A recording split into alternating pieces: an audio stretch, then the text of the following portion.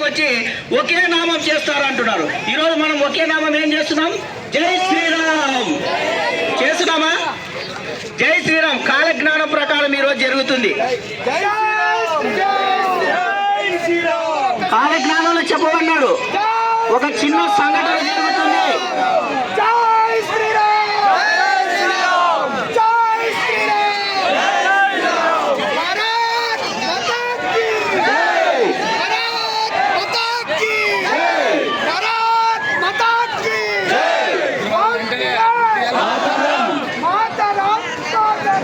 వందే మాతరం,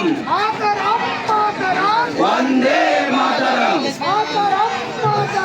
వందే మాతరం. జై శ్రీరామ్, జై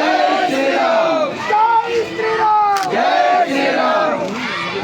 ఈ విషయం మళ్ళీ చెప్తున్నాను, కాలజ్ఞానం ప్రకారం జరిగింది. ఈరోజు పోతునూరి వీరబ్రహ్మ గారు కాలజ్ఞానంలో చెప్పమన్నాడు, దేశ పరిపాలించేటువంటి దేశ ప్రధాని ఒకరు ధిక్కరిస్తారు, ఆ రోజు ఒకే ఒక నామం వస్తుంది దేశం మొత్తం అన్నాడు.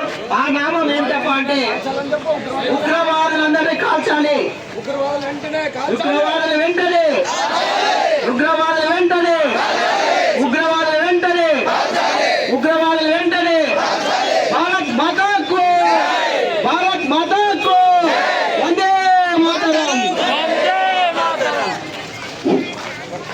ఈరోజు ఇక్కడికి విచ్చేసినటువంటి భారతీయులు, హిందువులు, జాతి కుల మత విభేదాలకు అతీతంగా విచ్చేసినటువంటి ప్రతి భారతీయుడికి, ప్రతి హిందువు కూడా నేను కృతజ్ఞతలు తెలుపుకుంటాను. ఎందుకంటే ఎక్కడో జమ్మూ కాశ్మీర్ ఎక్కడుంది, పహల్గామ్ ఎక్కడుంది, ఇక్కడ మనం పూర్తిగా బార్డర్ల కింద చివరిలో ఉన్నాం. అలాంటిది ఇక్కడ మన హిందువుల్ని 28 మందిని అతి పాశవికంగా చంపేశారు, ఊచకోత కోశారు. అది కూడా ఎందుకు? ఒక మతం ఆధారంగా చేసుకుని కాల్చివేయడం జరిగింది.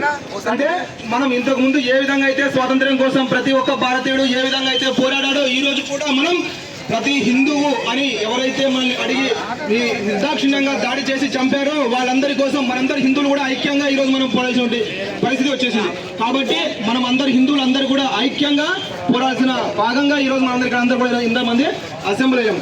ఇంకొక విషయం, ముఖ్యంగా ఈ ప్రధానమంత్రి అయినటువంటి మోదీ ఆయన ఆల్రెడీ పాకిస్తాన్ పైన యుద్ధం ప్రకటించాడు. ఆ యుద్ధం మనం ఆయుధాలు, తుపాకులు, బాంబులు పట్టుకొని చేయాల్సిన అవసరం లేదు. కేవలం ఒకటి చెప్పాడు, ఏమన్నాడు? సింధు జలాలు ఒప్పందాన్ని ఆపేస్తామని చెప్తున్నాడు. అంటే చూడండి, ఎవరైతే పాకిస్తాన్ కోసం ఉగ్రదాడి అని చెప్పేసి హిందువుల్ని కాల్చి చంపుతున్నారో వాళ్ళ కోసం ఈరోజు పాకిస్తాన్ లో కొన్ని కోట్ల మంది ఈ సింధు జలాల పైన ఈ జీవనాధారం చేసినటువంటి వాళ్ళందరికీ కూడా ఈ జలాన్ని కట్ చేయడం జరిగింది. అంటే అక్కడ కొంతమంది కరువు ఏర్పడేటువంటి పరిస్థితి కూడా వచ్చేసింది.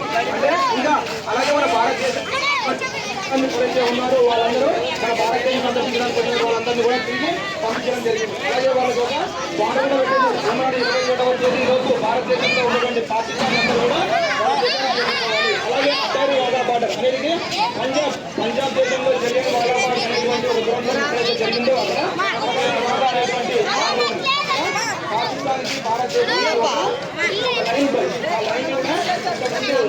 కూడా కలిసి ఉండేటప్పుడు కానీ ఎవరైనా కావచ్చు ఆలోచన అటారీ వాఘా బార్డర్ని కూడా తీసుకోవడం జరిగింది. కాబట్టి మనం అందరం ఇక్కడ ర్యాలీ చేసి వాళ్ళందరికీ చనిపోయిన 28 మందికి కూడా మనం సంతాపాన్ని తెలియజేస్తున్నాం. కాబట్టి ఇక్కడికి వచ్చినటువంటి ప్రతి హిందూ బంధువు సోదరులందరికీ, కుల మత జాతి వ్యతిరేకులందరికీ కూడా కుల మత జాతి విభేదాలు ఖచ్చితంగా వచ్చినందుకు జై హింద్, జై భారత్, జై శ్రీరామ్.